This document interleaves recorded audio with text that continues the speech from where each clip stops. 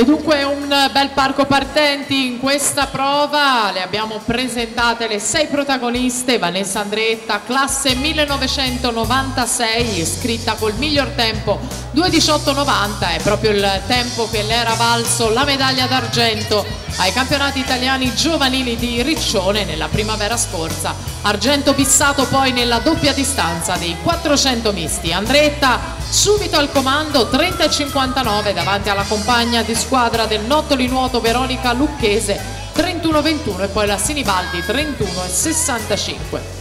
Veronica Lucchese, più giovane di un anno, classe 97, è stata bronzo nei 100 stile libero ai campionati italiani giovanili ai categoria, però ha vinto 3 medaglie d'argento nei 100 stile libero, 100 dorso e in questa gara dei 200 misti, e il bronzo nei 400 misti. Si ricompatta il gruppo a metà gara con l'Andreetta davanti alla Lucchese, rientra anche la Pintar. Lucchese è dietro l'Andreetta per un solo centesimo, praticamente a pari merito a metà gara con Tiasa Pintar a 17 centesimi di distacco in terza posizione.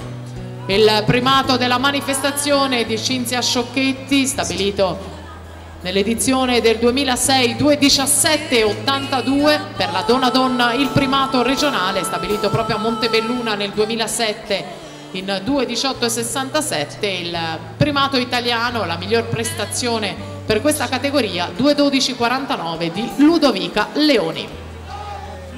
Tiasa Pintar intanto nella rana beffa tutte, se ne va via, 1:46:90 per lei, che ha messo da parte 1,5 secondi di vantaggio su Vanessa Andreetta. Veronica Lucchese ancora lì in terza posizione.